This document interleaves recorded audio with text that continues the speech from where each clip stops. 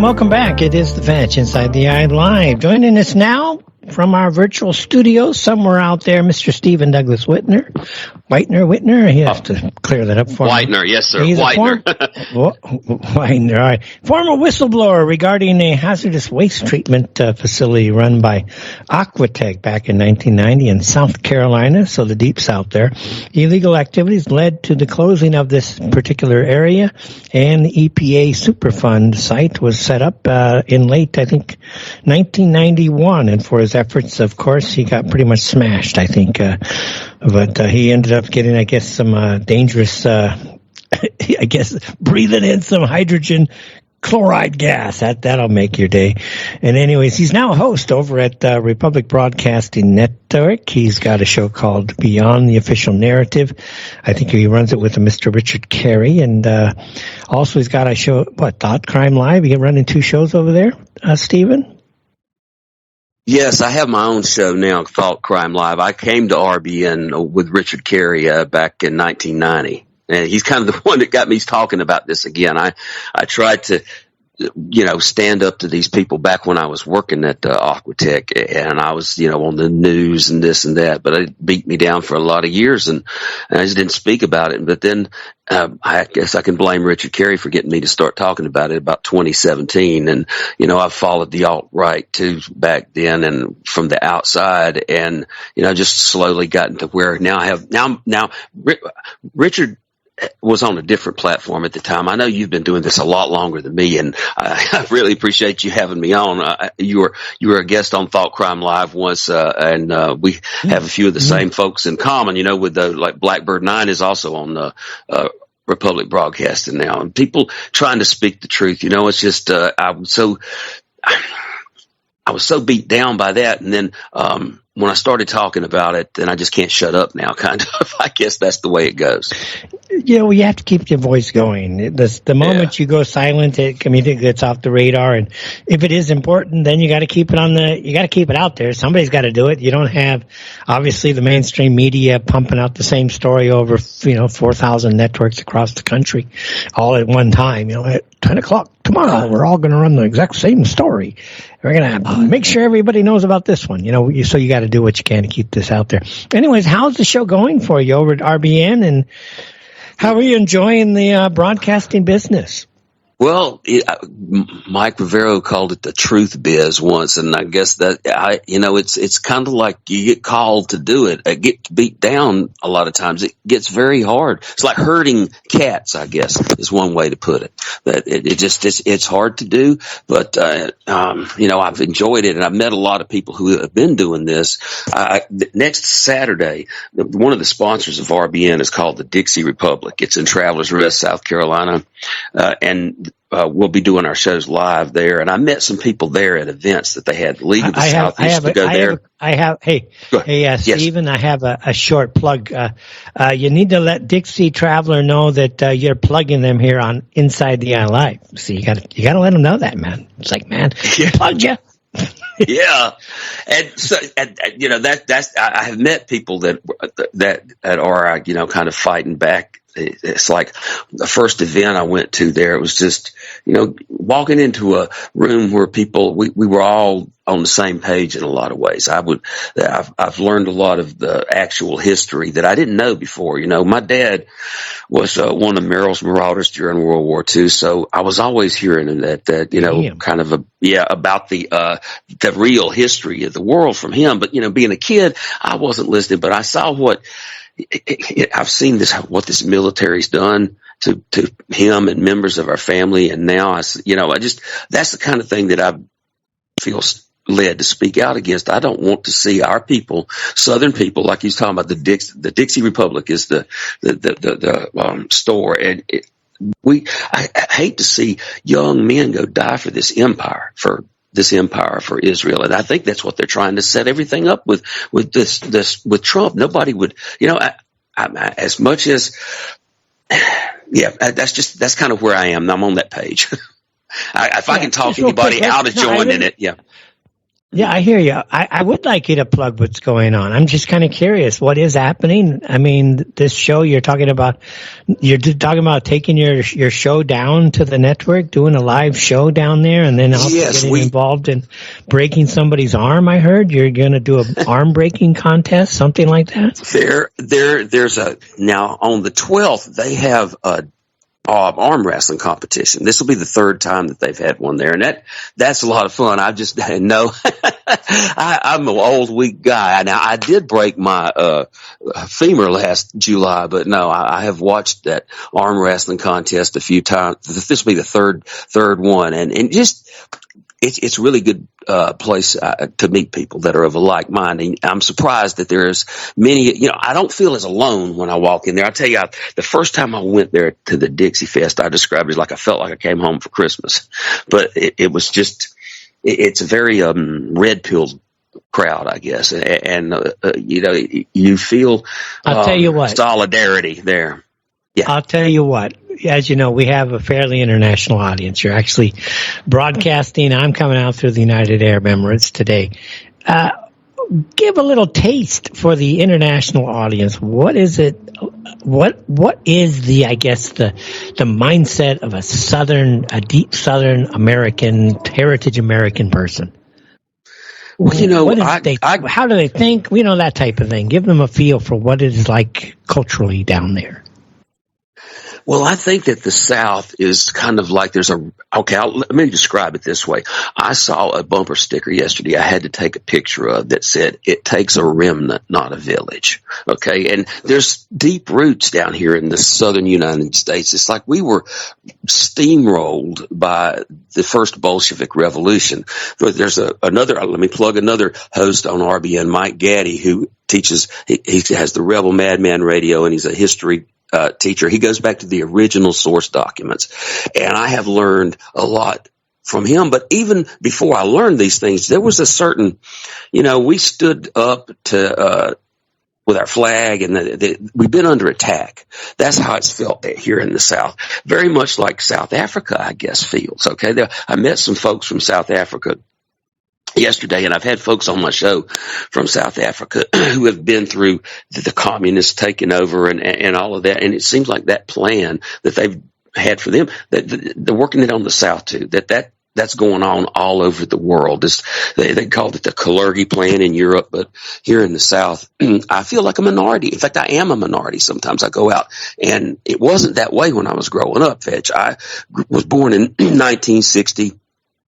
And back then, red dirt and peach orchards and textile mills here, and it was 90% white, I think, maybe 85 at the least. It just now we are definitely less than half. And sometimes when I'll be out in public, I'll just realize, oh man, I'm just like in the minority. I feel like, surrounded basically.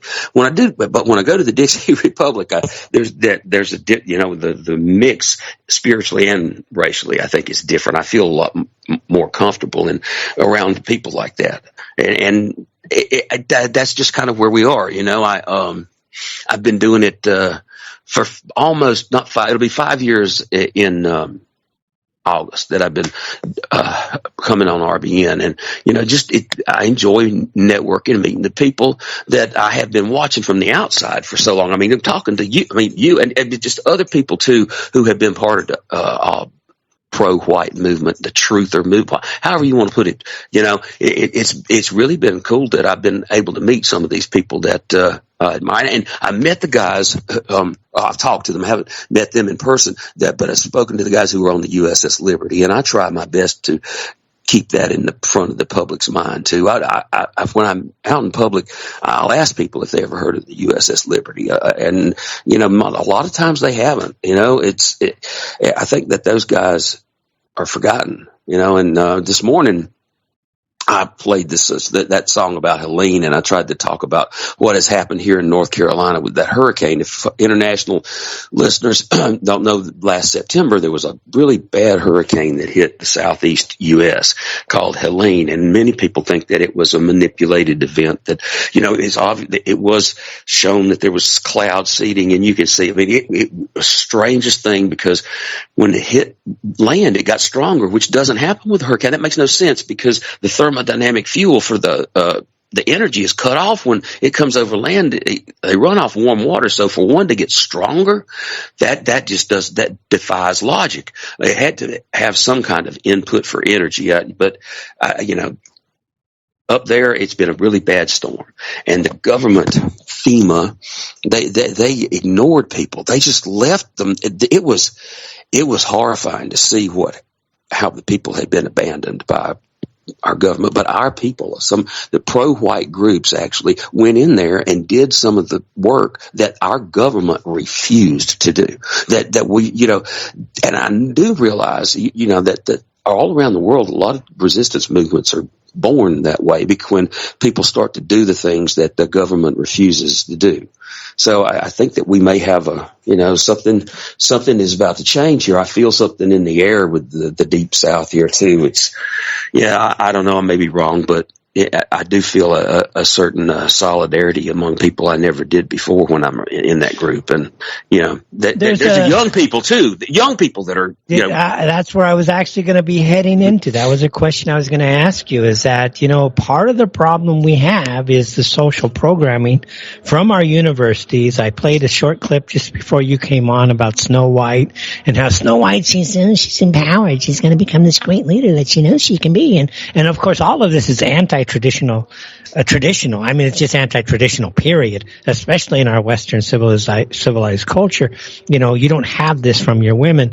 How is the relationship that you see forming in the younger generation? I mean, do we find the women wanting to go back to being women, or are they still trying to be empowered so they can become self-independent, and then they're going to be unhappy by the time they turn 40? How is the social conditioning right now of our youth so that they can actually slow down, accept who they are, and start to build families? Because that's what we need. Yeah, I agree. I think that it's split basically in society now. There always a return to that among a lot of people that I have run into, intact traditional families that are pretty strong. And then on the other side, you have this complete opposite, where people don't even know who or what they are, and are just completely, it seems like the divide between these groups is getting wider. And also, I know that there are a lot of people that are going to the extreme who are going to be just horribly damaged too.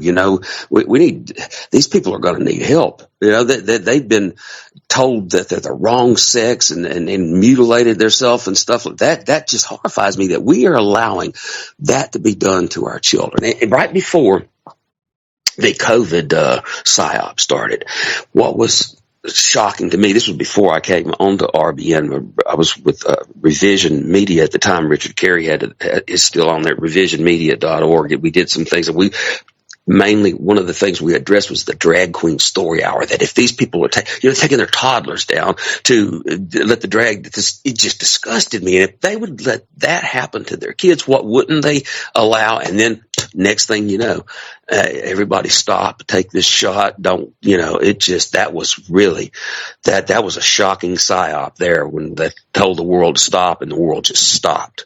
That was such a demonstration of power. We talk about these things like that it's going to happen. It's already happened.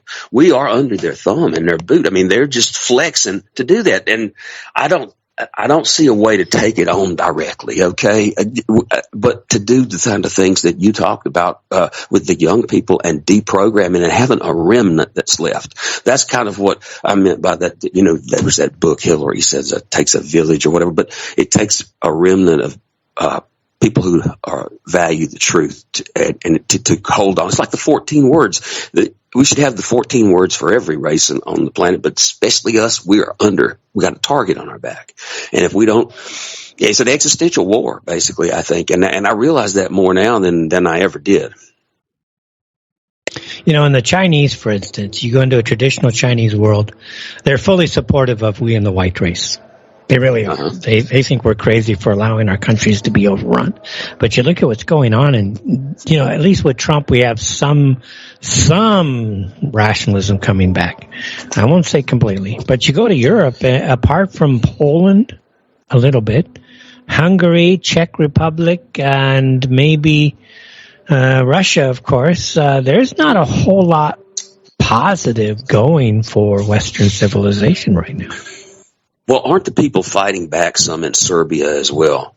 I seem to have that they were standing up to some there. Serbia, they were kind of standing up to the government a bit, and one of the things. But yeah, you're right, and they want to continue this war too. They're trying to come up with the money to just keep the war machine running in Ukraine, and that just, I don't know, that's not going to help. I mean, they need soldiers, not just money. And if I don't see peace breaking out like I thought I would. I mean, day one, he said he was going to end that war. So, and it just shows what little power that they do have. You're right that there is some positive things happening that I didn't expect. But, in general, I just see the thing continuing to grind on.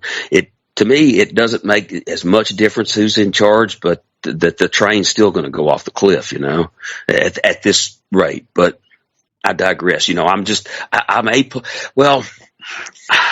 don't see any political solutions to this. I don't think that we can elect the right people and they're going to fix it. It's like, I think we're going to have to separate from it somehow and go our own way. And I don't know, that does get complicated, but there are people out there smarter than me. And like I said, the younger people are starting to wake up, to fight back against this, to realize that there's going to be a backlash. They push everything to the extreme with this sexuality and all that BS. Well, to be a rebel now, I guess, is to be a traditional, Christian family. Well, there you go. There's the new rebel. Yes. And I think that will come. I think that will come to pass. Some that people will maybe form. Yeah, I see some younger people that are living that way now. That it's more so now than it had been 10, 15 years ago. And I think it's a reaction to this extreme wokeness that the Bidens and that administration were pushing. Yeah. And frankly, for the younger generation, if they don't kind of get it, because I don't know about you, but we were radicals and rebels in our day. We were almost like marching on the campus if we didn't like what they were doing, Mm-hmm. And we didn't listen to the woke bullshit. What amazes me is that people actually listen to all this woke bullshit, eat it, and say how yummy it is, and then take it home with them. It's like, what's the matter with you guys? I just don't understand. Let's move on to something really, back to your show. How has your show morphed? I mean, you started 5 years ago. How do you feel you've morphed as a broadcaster, trying to reach an audience in this truth business, the truth movement, nationalist, populist type of radio? How have you changed over the last 5 years relative to where you started?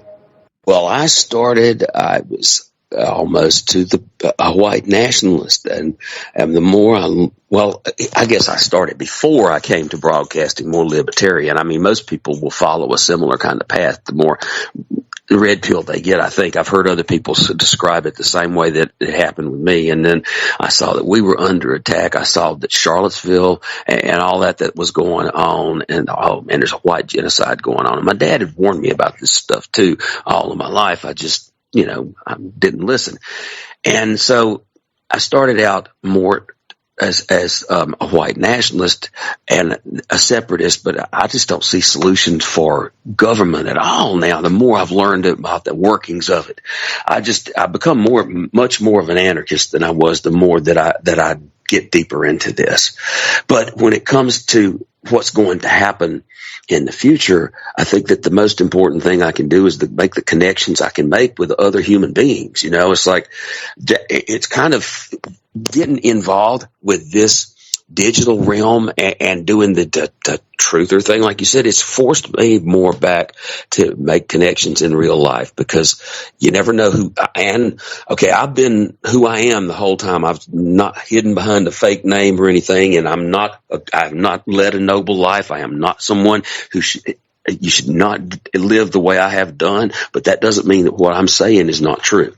I'm trying, and it's not so much sometimes parents will say, do as I say, not as I do, but I'm just, no, don't do as I do. I'm not trying to tell you what to do, but I have learned a few things and I want to pass them on, and I want to encourage people too, because what matters is how I finish. Okay. I'll tell you, when I first started doing the broadcasting at RBN, well, right before RBN, I was 370 pounds, and I had to have a walker to go back and forth to the mailbox. And I remember the first time I was able to get across that road. Speaking out and standing up to this has helped me to change in my own personal life a lot too. I mean, I'll have to send you some of the pictures. I don't look like the same person. I was, I went from 370 down to 185 basically in about a year and a half. Yeah. And good.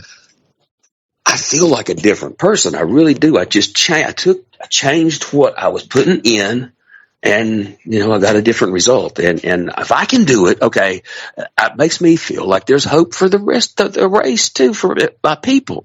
It's like, and so I try my best to encourage people too. I'm not trying to brag about that. I mean, I'm just grateful to be alive, and I want to spread that. It's not, I am part of, I guess I associated with the alt-right and all, but there's this guy who was on my show who goes by Saul Gray, and he had been up in North Carolina, Western North Carolina, doing some of those things that government refused to do. And I can see our people coming together that way. It really warmed my heart up. It gave me hope for the future when I see people that are coming together and doing things for each other like that. It reminds me some of the Patriotic Front stuff that's going on in the UK that's there. I think I've never been there, but it seems like they're a lot farther down the road to this tyranny than we are, but it's coming here. I mean, they're arresting people in the UK for praying silently in their head. I mean, talk about thought crime. So, I don't see a huge change. Amazing? Yeah. They're actually arresting everybody. They're arresting people in the UK for praying within 100 meters or 100 yards of an abortion clinic. They'll actually arrest you for that. That is unbelievable, isn't it? People are kind of curious in the chat room. I mean, you went from 385 to 335 to 185. What was your diet? Oh, well, at first I did a healthy keto diet and an intermittent fasting kind of thing. All right. Yeah, at first. That's at first. Right. And I did that for about 9 months or so. And then I completely gave up meat and dairy.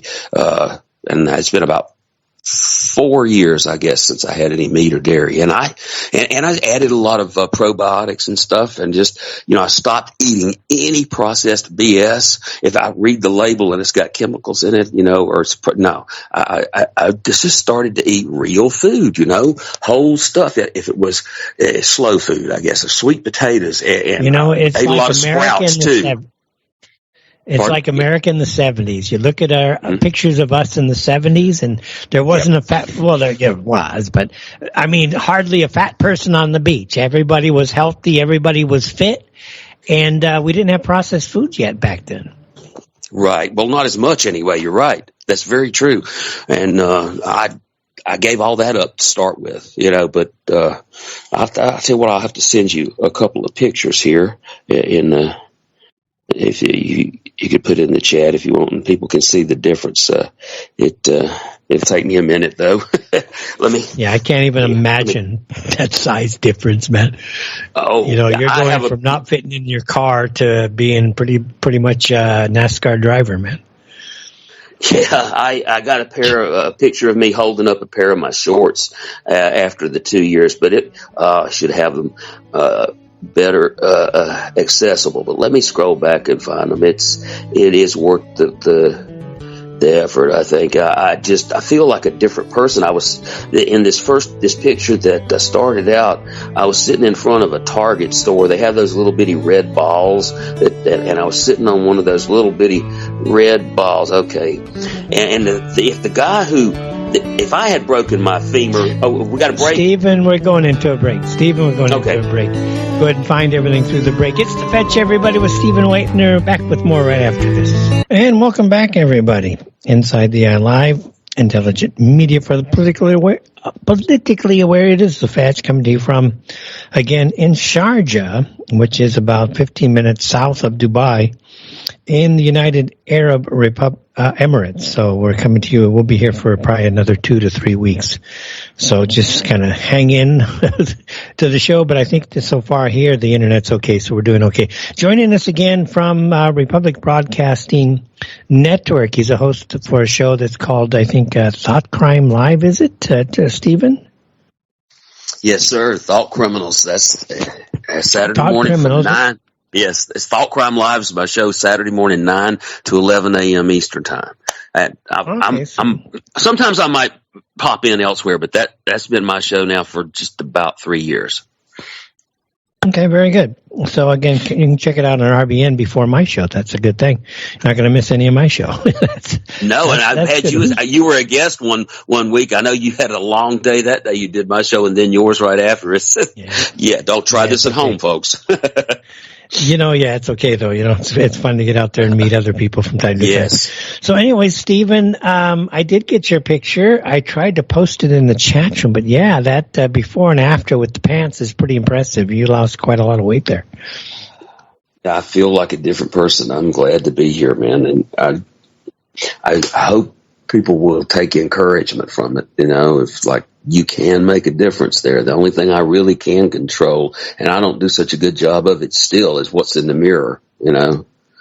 I'd rather be able to control myself than an empire, to tell you the truth, because I've always had such big appetites and stuff, and yeah.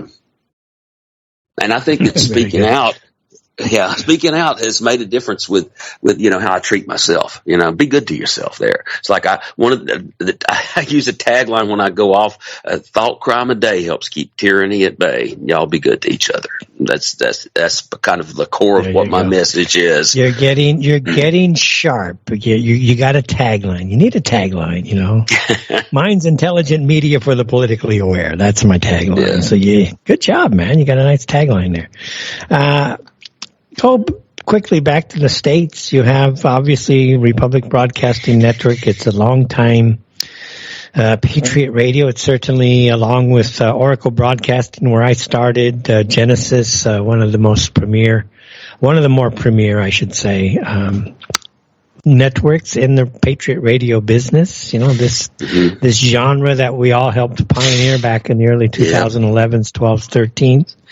And how is the network and you dealing with the Trump phenomena? What's the general tone of this new MAGA Trump, with obviously the Israeli, Yemeni, let's go fight the Iranians mindset? How is the tone now relative to Trump? Well, it's still split a little bit.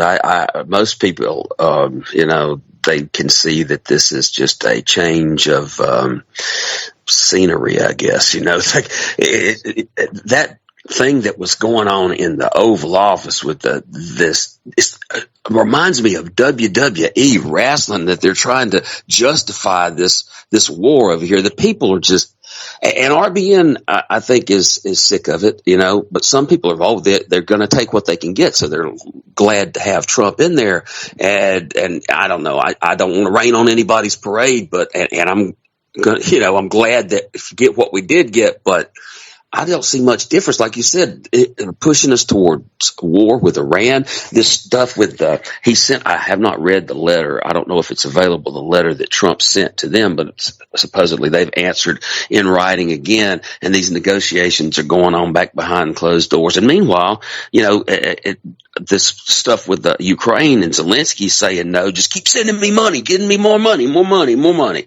And that's just, and Trump, he seems powerless to stop that. That has been going on for so long. I've kind of realized that, the past couple of weeks. I've been reading this book, it's called Nuclear War by Annie Jacobson. But the part of it that struck me was I remember the Cold War back in the 80s, when they had that movie The Day After and all that. And at that time, there were over 60,000 nuclear weapons poised there. And there's no reason on God's green earth for anybody to do that. It's just about the money. They got paid to make them. So we got to get more. We got to buy more. And the money was going into some mansion. Some guy has a mansion in Monaco that Elon was talking about the Ukrainians. If they sanctioned those guys, the war would be over. But that's what was going on then. It's still what's going on now. This war machine just keeps spending our money, our grandchildren's money. I have this book called Remember the Liberty Ron Kukul gave me the story about the USS Liberty. And in it, LBJ is talking to his handler, his briefer, and he was saying, I can't get out of South Vietnam. My friends are making too much money. And it's sad that is ultimately what drives everything, it looks like to me. You asked how I changed. It's like, I used to think that maybe there's some kind of solution to this with the political solution, but as long as we keep printing up imaginary money, usury based, it always ends the same. There was a book I've also been reading called War Cycles, Peace Cycles that a guy wrote who was part of the during the Freeman standoff and stuff. I think he's mentioned in there, out of West Virginia. Hoskins, that was his name. But it was very simple and direct how the system basically has been screwing us since they invented the debt. He gives an example because there's this farmer named Seth. And so the temple is going to loan him 10 talents and he can go out and farm his fields and stuff. And in 3 years, he's got to pay back 11 talents. But the problem is there are only 10 talents in existence in the whole land. So there's no way he can ever pay it back. Right? So there's no way we can ever pay this debt back. So they eat up more and more of our soul and control us that way. And as long as we allow that, I don't think there's really a solution to it. I mean, if we don't fix the money and the medium of exchange, we're never going to change. I think back to, Lincoln tried the greenback, and I don't know exactly how the Third Reich went with this, but money that is not based on usury, but is just a ledger almost instead. That's these bond driven cycles that allows them to control everything. I mean, there was a magazine or a letter that went out during the Civil War called the Hazard Circular. You can find that online, and it was from the Rothschilds. They're telling what they wanted, and they were all for ending slavery because then they weren't going to control labor through wages and control money through the issuance of bonds. They couldn't have the greenback. There was nothing attached, nothing in it for them. That was just people like doing local currencies. I think that's the only solution we'll have, is to find local currencies and to deal with each other and shut them out somehow. Because that the plan is definitely to have this device that I've got in my hand as a digital social credit score. They can't do anything hardly without your phone anymore. They want your phone number everywhere you shop or do anything. And I think that's exactly what they have planned. And I'm against it. As Blackbird 9 says, I'm against it, Yeah, actually I do know. And you raise the same point. We talk here all the time. Listen, it's the old marble thing. If you loan me 10 marbles, and you give me 10, but you don't give me 11. How am I going to give you 11 back? There's no 11. It just doesn't exist. Right. It's fraud. I mean, you're talking about fraud. You cannot pay back what you don't issue. So it's fraud. You can never fulfill the contract. It's impossible. When you take it to the extreme, as a social construct, it's fraud. Maybe you can pay back one individual loan, but you cannot pay back the entirety. So the entirety is fraud. And it's high time everybody figure this out, shut down the Fed, and issue, like you said, a currency based on either labor or commodities or something that is not controlled by usury. because it's Yes. fraud. It's very simple. We can't beat fraud. If you allow fraud to perpetuate, fraud's always going to win because it can cheat, and we're not allowed to cheat. So what about Trump then? Is Trump still popular in the South, or is he getting? Oh, yeah. He is. Yeah, he's still fairly popular with the most of the general public. The more red-pilled crowd, no, but yeah, I see a lot of Trump signs, and I don't know if he stirs up this stuff with Yemen more. Maybe he won't be, but just. I still see a lot of Trump support here. I think that the Democrats just look absolutely. They have gone to the way extreme. They have intentionally, I think, destroyed that party in order to bring about Trump. They made themselves look such an extremist that they brought Trump in. I think they did it for war, for one, but also as a bridge to this new system, this digital currency that they have waiting in the wings. Even though they do somewhat control all of this with the issuance of the bonds, it's not, at some point, it's got to go pop. You can't just have hyperinflation. So at some point, something is planned to happen the digital currency, there'll be a solution. There's always going to be some solution to offer us. And I think a lot of that has to do with the Starlink satellites that they're doing and this grid that they're building. It's like a digital prison. I mean, I don't know. I'm 64, but I didn't grow up like this. We weren't on the digital grid back then. It was like if you were going to call long distance, you wait till nighttime because it costs a lot more. We weren't instantaneously interconnected the way we are. People had a lot more autonomy, and they had more self-sufficiency too. For that, it seems like it's been a slow transition into a hive most of my life. We started out as tribes and nations, and now it's just turned us into a hive. And basically with this technology too, it's used to nudge you one way or the other. I don't know if I was talking about how the television, I was part of the first, generation that was raised sitting in front of a TV. Although at first, I was very young, like 2 or 3 hours a day at the most. You see a little at night, but now kids, I see them glued to these screens, young kids, and they're being raised more by these screens than anything else. And it's a two-edged sword. I don't know how to break that cycle. That's going to be the biggest thing. The telephone has become one of the greatest babysitters I've ever seen.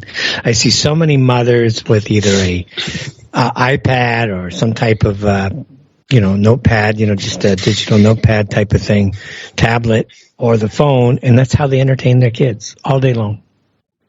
And I'm like, this is kind of sad in a way. Yeah, it's very sad. Watching this unfold. It's just sad. The mothers just shut Johnny up, and here's a tablet.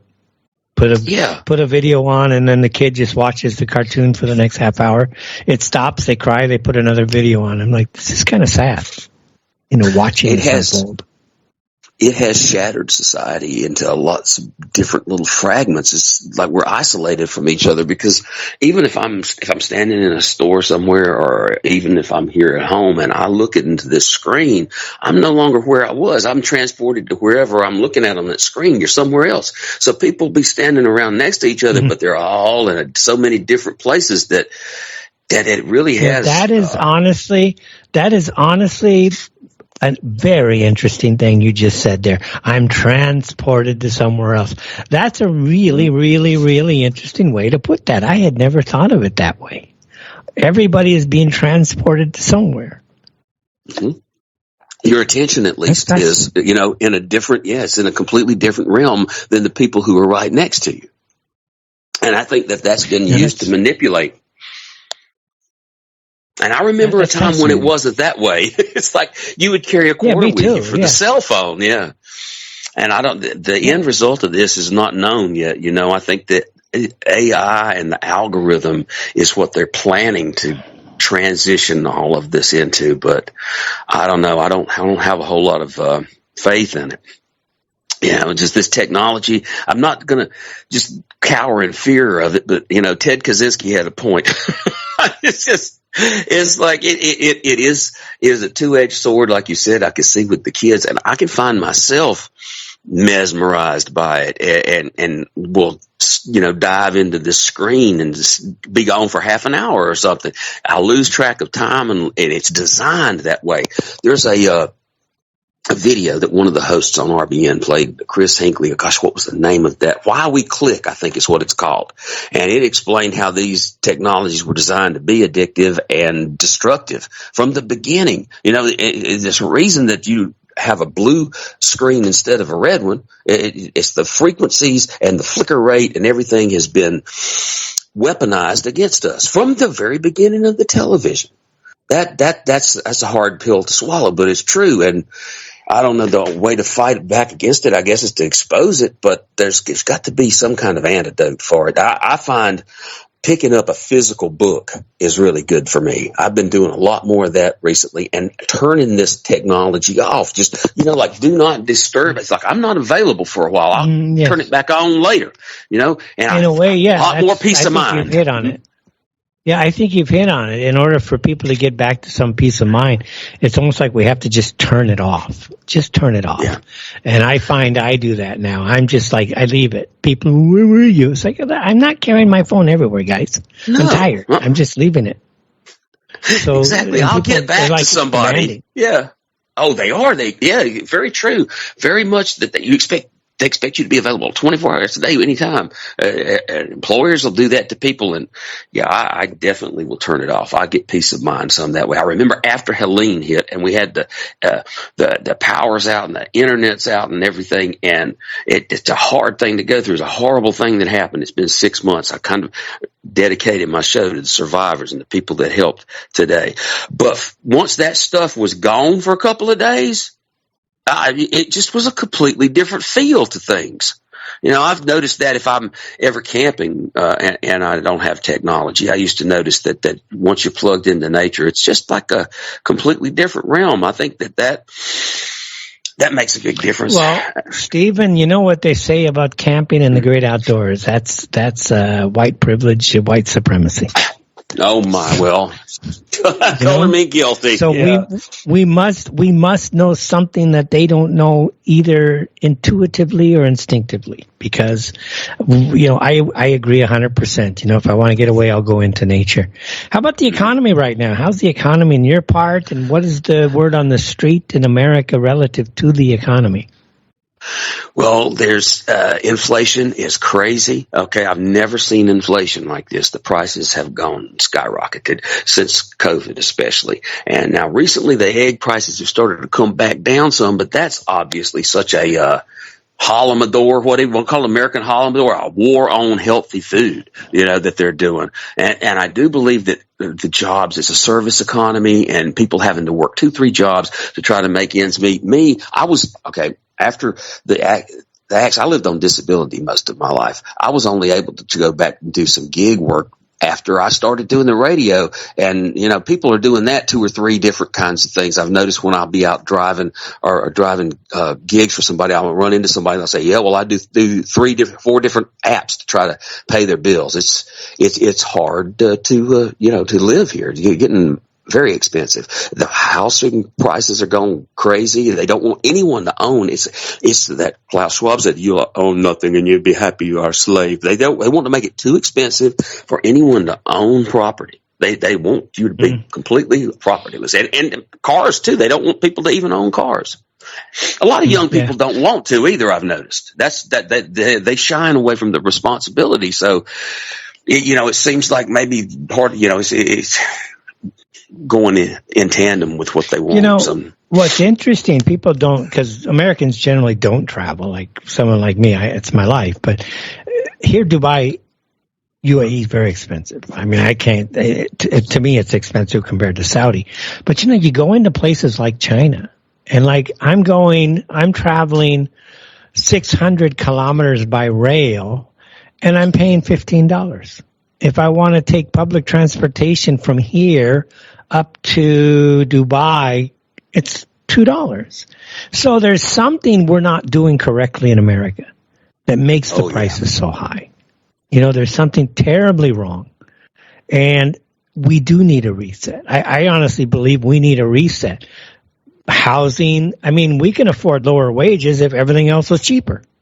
Yeah. You know what I mean? That would work. If I'm paying $5 in China, if I want to buy a nice meal, let's say at 8 renminbi or 7 renminbi, I'm paying $5 for a full 3-course meal. Okay, $5, it's okay.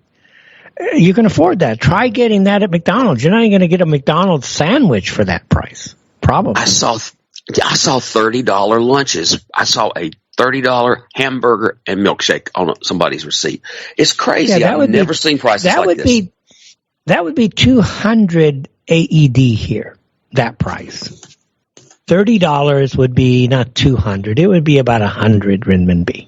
100, something like, not renminbi, dirham. Yeah, that's expensive.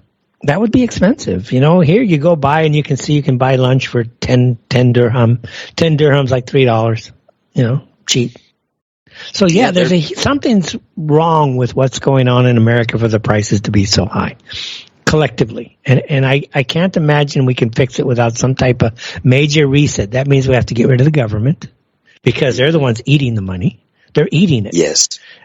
Get rid of the property taxes because, okay, that's money you got to pay to the government. You're renting your property from the government every year. It's like, that's insane. Why are we, who authorized the local government to take over our property and we have to rent it from them because that's property tax. So that has to be gotten rid of. You know, they just stepped in and said, we own it. Thank you very much. You don't pay, we're going to take your property.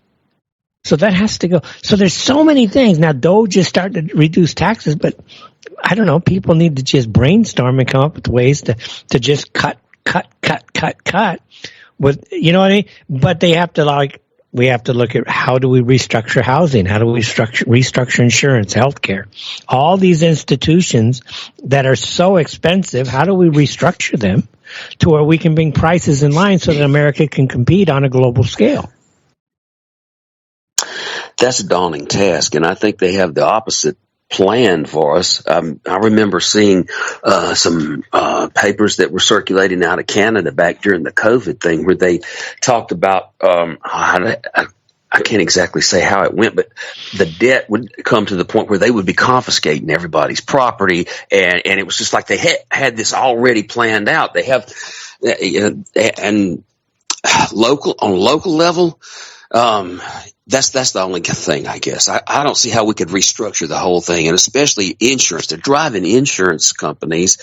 They're driving everybody to bankruptcy. That's just the way that this, usury-driven hyperinflation generally goes. I think that's where we're headed. I don't, without some reset, like you said, I mean, that's true. I don't think that we will have it. I don't remember how, well, the greenback was based on the labor of the people, and that is a solution. But getting there, that's these people are so entrenched. It's like that's why they want to keep the money going to the war, because that's how they gain their power. And I think that it's more about all of the money going to the very upper percent, to the very top. They keep getting more and more and more, and everybody else gets poorer and poorer. That's not sustainable. At some point, there will be a snap. It's like Doge blocked a payment to the World Economic Forum, $55 million. It's like you're the wealthy, you claim yourself the richest, wealthiest people on planet Earth, and you're sitting there. You know what I mean? You're sitting there taking $55 million from us. Yeah.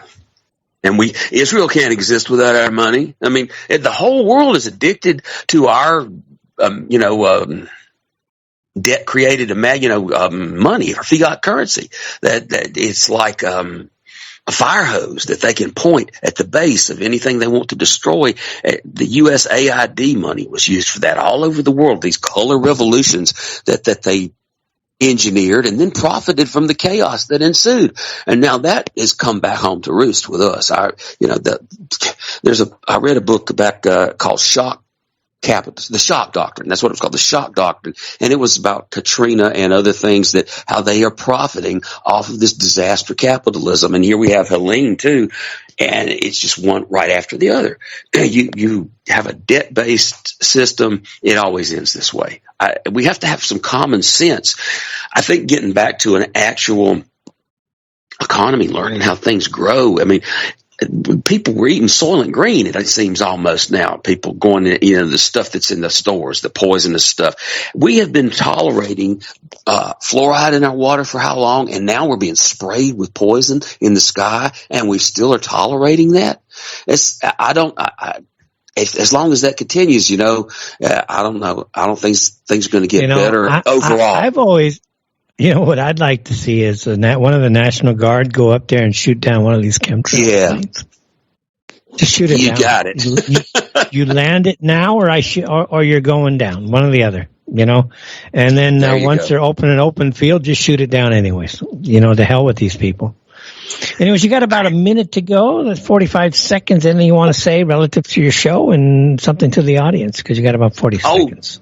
Well, thanks very much for having me. It's an honor to be here, Fetch. And you guys can check me on the Republic Broadcasting Network at republicbroadcasting.org. I'm live Saturday morning 9 to 11 a.m. And then on Sunday from 6 to 7 p.m., I'm part of the Rebel and the Renegade Roundtable with Mr. Mike Gaddy. And then on Monday nights, I am a co-host with Richard Carey on Beyond the Official Narrative. And it might pop up every once in a while somewhere else, too. I've been on the Political Cesspool with James Edwards at the Dixie Republic Live, and I'm just honored to be part of this movement to stand up for our people. Thanks very much for having me, sir. All right. Stephen, thanks so much for coming on a late notice. All right, everybody.